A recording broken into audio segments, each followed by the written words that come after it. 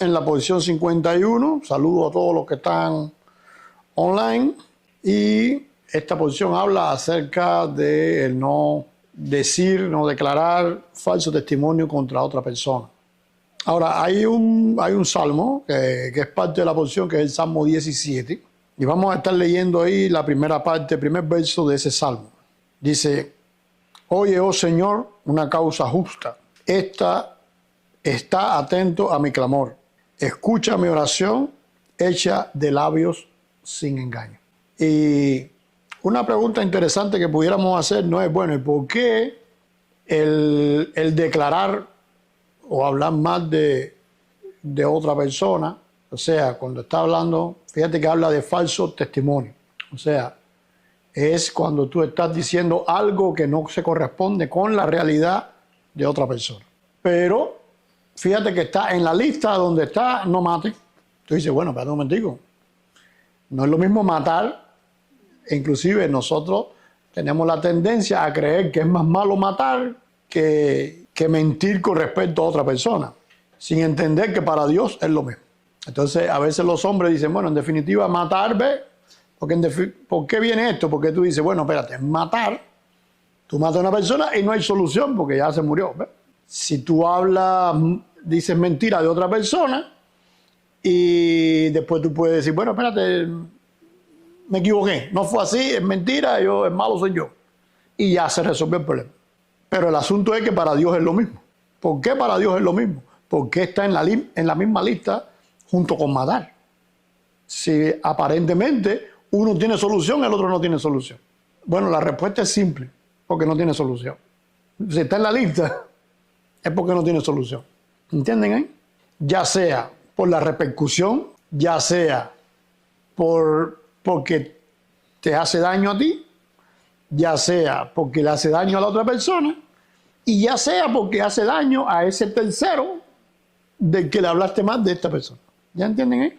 E inclusive vamos a tener casos donde hay una persona que habla más de otro o dice mentira con respecto a otro con otra persona y después dice, bueno, espérate, voy y hablo, oye, mira, lo que te dije es mentira. Sí, pero tú no sabes si esta persona ya lo habló también. ¿Van ahí conmigo? Ahora, mira cómo Santiago lo va a explicar también. Y es interesante porque en el hebreo eso tiene un nombre. O sea, en el hebreo se llama Lashon Hara. Igual que tenemos Yetzer Hara, Yetzer Hatof, hay un Lashon Hara y hay un Lashon Hatof. Lashon quiere decir lengua y Hara quiere decir malo. Ahora, pero fíjate que no dice, no se llama la lengua mala o la lengua buena en el concepto hebreo, sino que se llama la lengua del malo, porque Hará es malo. O sea, pero un malo personificado. Cuando tú dices la lengua del bueno, la lengua del malo, entonces te das cuenta que el problema no es la lengua. ¿Quién es el problema? La persona, exactamente. Entonces, mira cómo dice Santiago. Hermanos míos, no os hagáis maestros muchos de vosotros, sabiendo que recibiremos mayor condenación. Porque todos ofendemos muchas veces. Si alguno no ofende en palabra, este es varón perfecto, capaz también de refrenar todo el cuerpo. Entonces dice, bueno, si tú eres capaz de tener dominio propio y de controlar todo tu cuerpo, perfecto. ¿Ves? Pero hay que tener cuidado. Dice, he aquí nosotros ponemos freno en la boca de los caballos, pero para que nos obedezcan, y dirigimos así todo su cuerpo. Mirad también las naves, aunque son grandes y llevadas por impetuosos vientos, son gobernadas con un muy pequeño timón por donde el que las gobierna las va llevando. Así también la lengua es un miembro pequeño, pero se jacta de grandes cosas.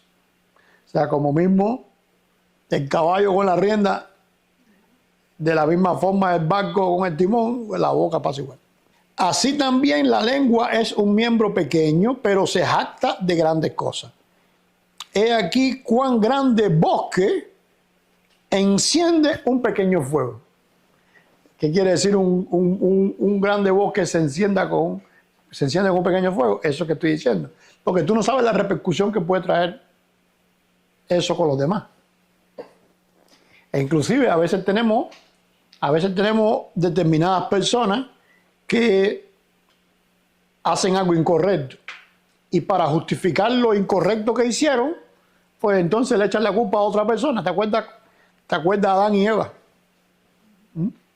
¿Qué dijo Adán? La mujer que tú me diste. ¿Qué quiere decir la mujer que tú me diste? Que ni siquiera Eva es mala. El malo fue Dios que me la dio. O sea, la mujer que tú, si tú no me lo hubieras dado, yo no tuviera este problema. ¿Ves? O sea, ¿a quién le echó la culpa a Adán? A Dios. Imagínate tú, entonces, Eva no tiene a quién echarle la culpa. ¿A quién le echa la culpa a Eva entonces? A la serpiente. No, ella vino inteligente, me engañó. Y la serpiente ya no había quien echarle la culpa, así que la serpiente se quedó callada.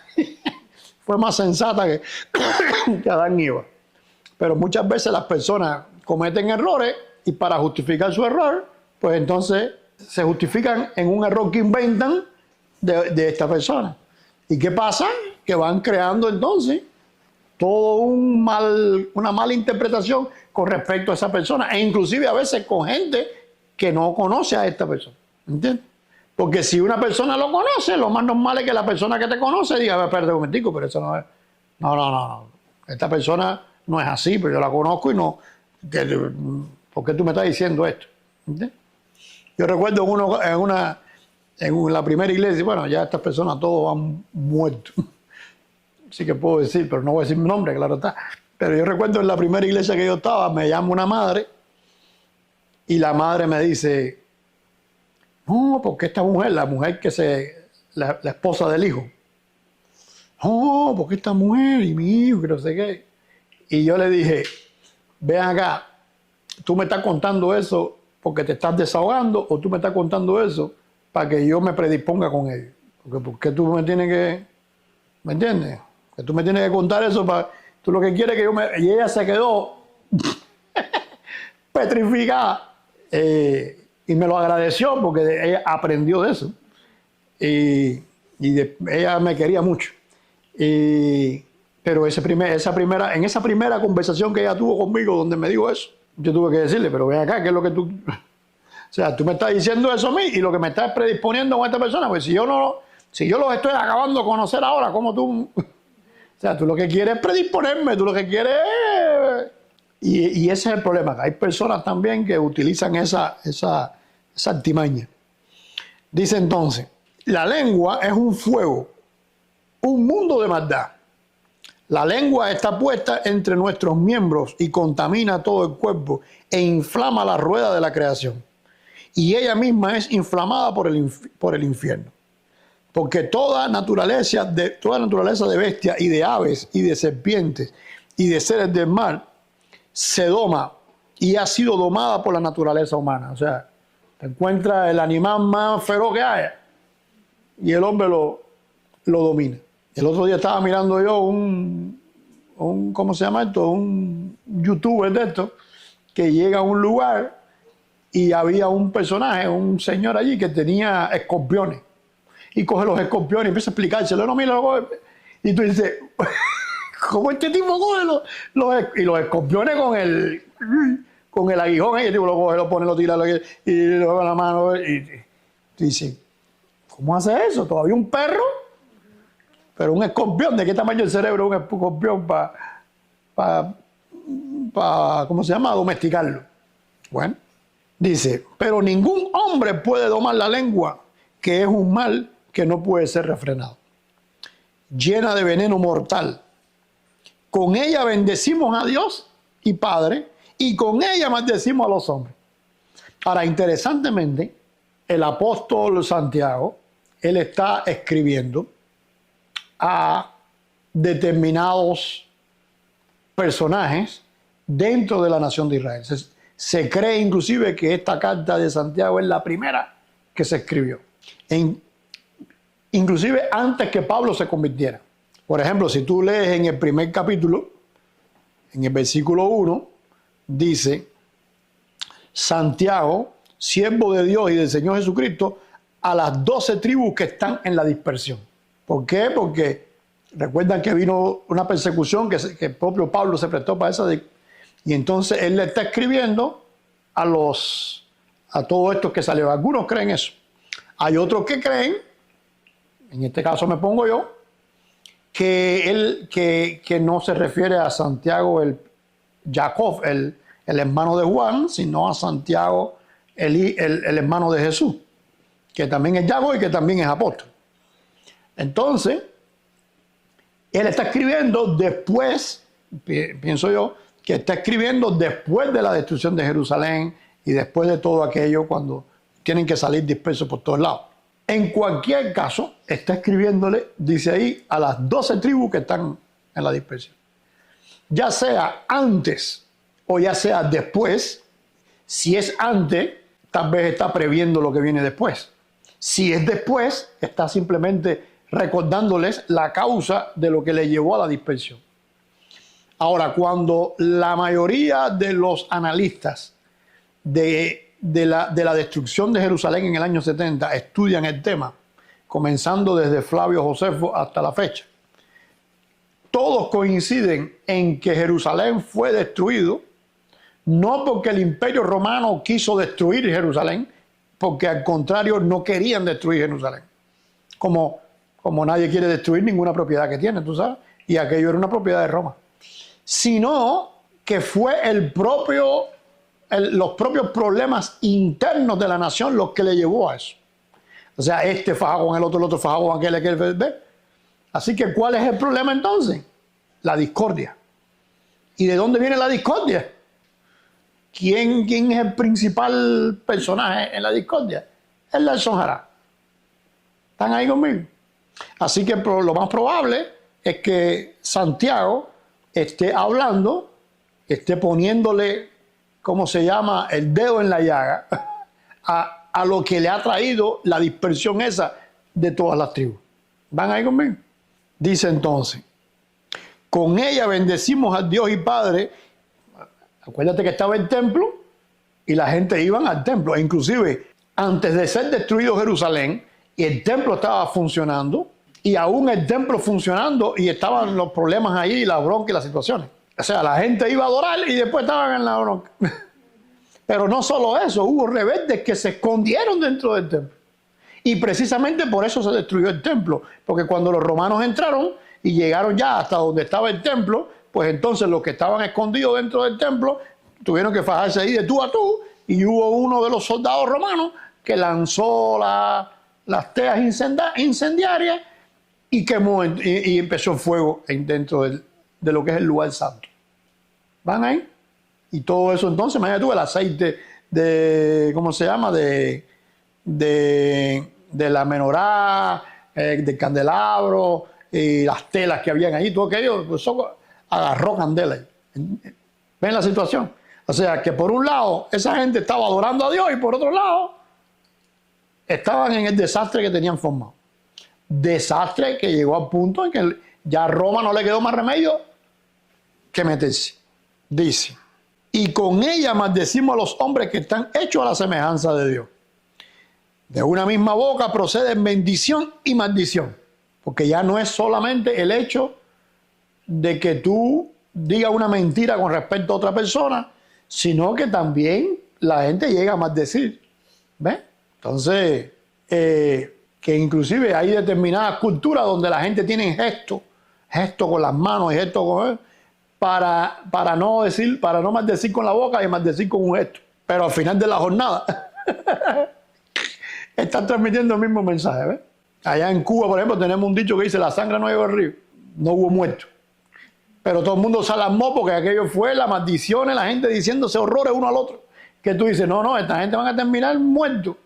Y entonces como que queda todo más tranquilo porque no hubo muertos. Sí, pero ya se maldijeron. Ya es como si se hubieran matado. De una misma boca proceden bendición y maldición. Hermanos míos, esto no debe ser así. ¿Acaso alguna fuente hecha por una misma abertura, agua dulce y amarga? Hermanos, ¿puede acaso la higuera producir aceituna e higos a la vez? Así también ninguna fuente puede dar agua salada y dulce. ¿Quién es sabio y entendido entre vosotros? Muestre por la buena conducta sus obras en sabia mansedumbre. Pero si tienen celos amargos y contención en vuestro corazón, no os jactéis ni mintáis contra la verdad. Porque esta sabiduría no es la que desciende de lo alto, sino terrenal, animal y diabólica. Y es interesante como dice ahí, animal y diabólica. ¿Por qué? Porque no procede de lo que ya hemos estudiado, ya ustedes conocen, que es Neshama, Rúa, del Hayá, de la Yejidá, de la unión con Dios. No procede de eso. ¿Procede de dónde? De la carne, que es la parte animal. Y esa parte, en vez del hombre funcional de arriba para abajo, está funcionando, ¿qué cosa? De abajo para arriba. Porque donde hay celos y contención, allí hay perturbación y toda obra perversa. A veces las personas dicen que yo soy un poco radical, ¿ves? Pero si en una iglesia, si en una institución cristiana tú te encuentras eso, por muy teólogo que sean, por mucha Biblia que conozcan, dice ahí que son diabólicos. ¿Por qué? Porque si fueran espirituales realmente, no salía esa pudrición. Cuando se dan puñaladas por la espalda, cuando se traicionan, cuando se están injuriando. A veces tú llegas a congregaciones donde no, vienen las elecciones y esas elecciones son dramáticas. Entonces a veces, inclusive hay personas que me dicen, oye, tú esas cosas que tú predicas y tú dices, eso no se dice porque la gente va a pensar que la iglesia, sí, es verdad, no es la iglesia la que es así, pero hay determinadas congregaciones que son así. ¿Por qué? Porque están llenos de desastre. Ahora, no es lo mismo que alguien esté haciendo algo mal. Y entonces, como es natural, tenemos un cerebro para pensar y tú digas, oye, ¿tú viste esto que está haciendo? ¿Estaré bien yo? ¿Ves? Y estamos comentando lo que la otra persona está haciendo mal, no para destruirlo, sino porque nos estamos dando cuenta de que algo está mal. A que yo entonces oye, ¿tú sabes lo que hizo fulano? Y le cuente una mentira. Son dos cosas totalmente diferentes. No es lo mismo que yo quiero el puesto de pastor, o quiero el puesto de rector, o quiero el puesto de diácono, o quiero el puesto de tal cosa, de presidente de jóvenes, y en función de eso, pues entonces haga una campaña tipo, ¿cómo se llama? Hillary Clinton y Donald Trump, para yo llegar al poder. No es lo mismo, son situaciones completamente diferentes. La gente dice, no, porque la política es una cochinada. No, la política no es una cochinada, la política es el mundo. Eso es normal. ¿Ven? A mí no me gusta la política porque es cochinada. Y después esa misma gente son los que están hablando más de los otros. Entonces no te gusta la política porque es cochinada, pero a la vez estás hablando más del otro. O sea, estás mintiendo de la otra persona. Entonces, bueno, ¿cuál diferencia tiene la política contigo? Entonces la política no está mal.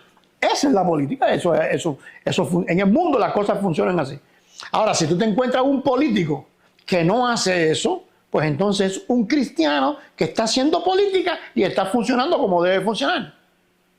¿Por qué? No porque la política no funciona así, es porque él no funciona. Pero en la iglesia es diferente. En la iglesia no debe suceder eso, no porque la gente son así, es que la iglesia no